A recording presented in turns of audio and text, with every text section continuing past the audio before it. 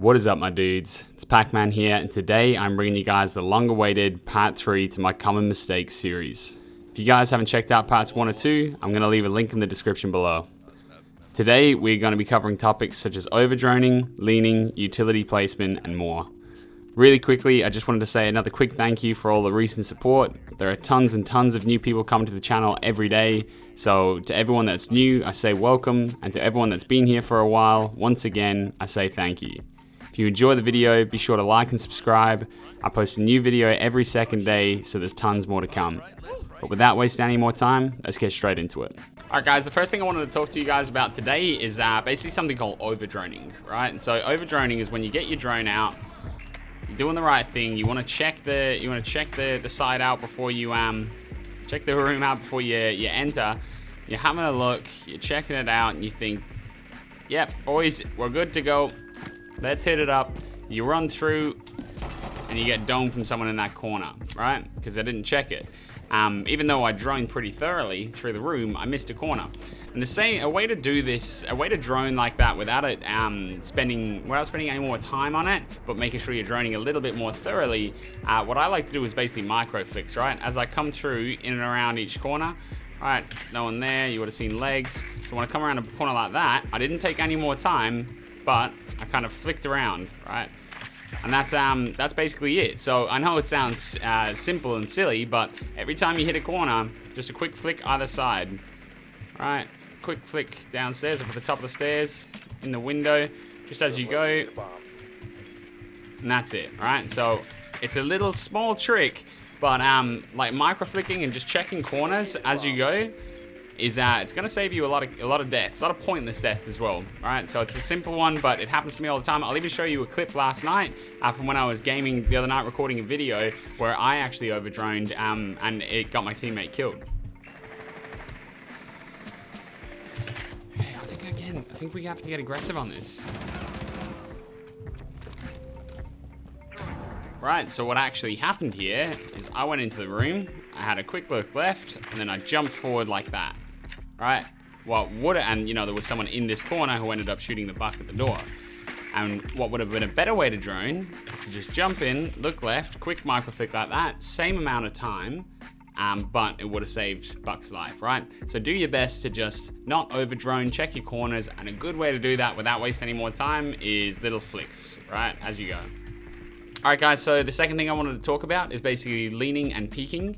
And when I say like peeking, I don't mean quick peeking for information or anything like that. I don't mean a cheeky like look for information. What I mean is actually peeking out for a kill. And what you often see players do is basically they'll get into a lean position and then they'll take the corner like that, right? They'll take the corner as they go. That's actually the wrong way to do it. What you want to do is you actually want to lean into the corner. So lean as you're strafing into the corner. So lean and strafe at the same time. And it just comes across much faster. It's a lot harder for the enemy team or the enemy player to shoot you.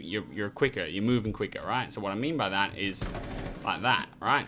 Rather than like that. It's just not as fast as that.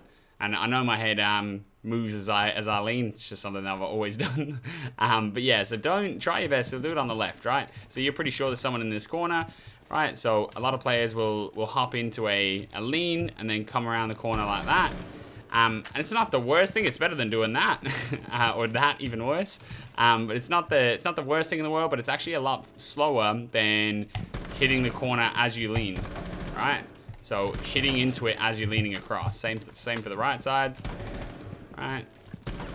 Rather than, it's just not you're easier seen, and you don't really get back as fast, right? If you're just leaning in and out.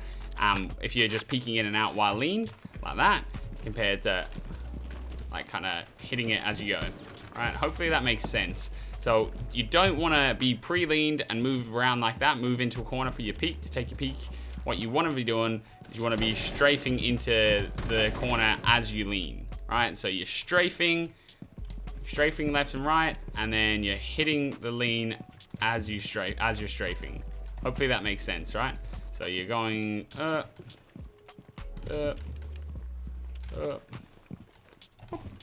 Now, I know that a lot of people struggle with quick peeking. I can make a video, a quick peeking and leaning. I can make a video on how I do it and my recommendations. I'm by no means the best quick peeker or leaner, but I can do it. So if you guys want to see that, hit me up.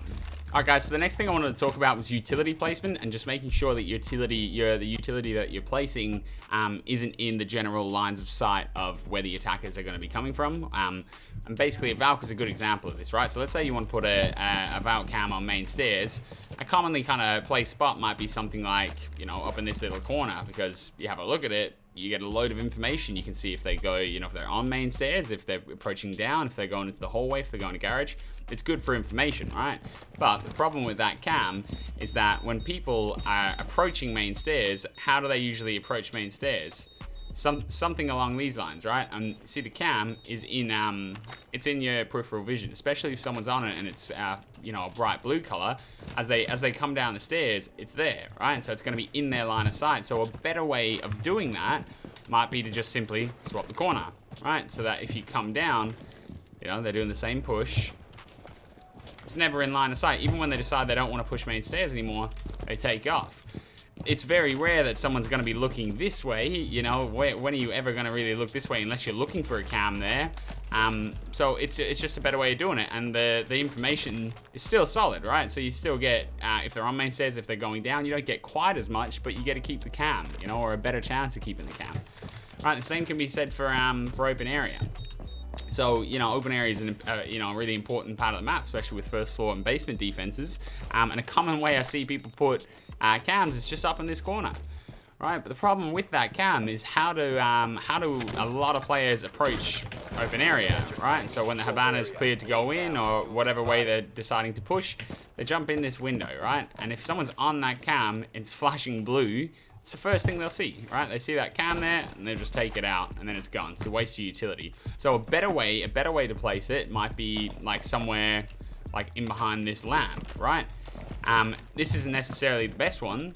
When you look at it, you've still got a lot of information, right? You can still see if they're you know, pushing down main stairs, if they're in that little side room, if they've gone to kitchen, if there's players on the hatch. You can still see quite a lot, and you get to keep the cam, right? So if they decide to run through like this, it's never going to be in their line of sight, really. Like, because it's not often that you're going to have someone looking this way mid-round. They're always going to be looking this way, or down the hatches. So if you just kind of stick to that habit of putting it out of lines of sight of the general way, we always think about where would an attacker be looking and place it, you know, the opposite side, your utility is going to survive a lot longer.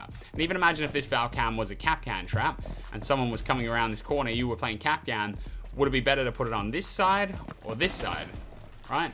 Might not be the best place to put a Capcan in general, but if you pop it right there, as soon as they turn the corner, they'll be able to see it, the Capcan trap, right? But if you put it this side instead, when they come around the corner, right, because it's not in their line of sight. So it's a small trick, but it can be quite effective. And this goes across, like I said, Capcan traps, Valcams, Jaeger ADSs, the whole shebang. Just try and keep your utility placement outside of general lines of sight.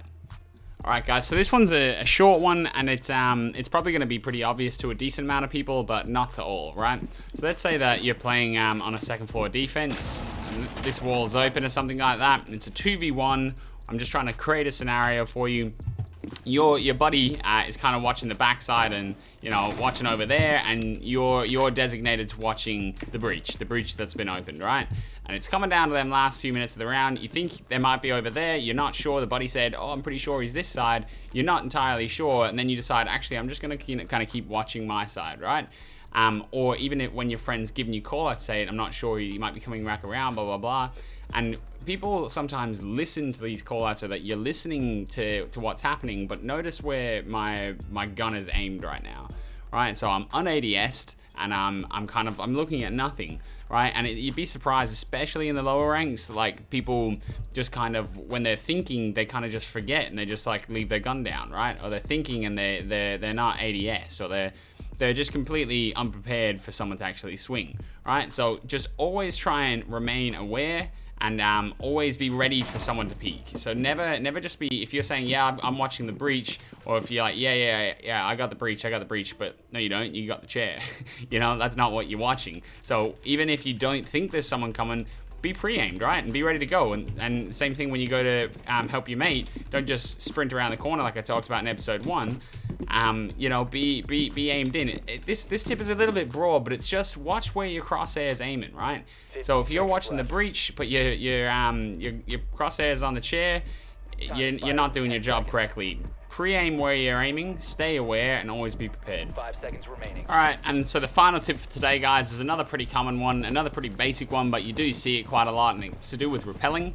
And basically, it's when people rappel almost like in the middle of the window like that, right? Or they're rappelling on either side like that, or, you know, if they're looking for someone back there, they go to like middle of the window to try and take a shot. Now, the problem with that is in the enemy's eyes there, they can basically see your entire body, you know, not just, you know, the tip of your head like this, where you're taking pop shots. So for a general rule of thumb, you basically want to just keep yourself to either the bottom or the top, right? So you can reverse it up, and you can do the same thing and try and pick their toes, right?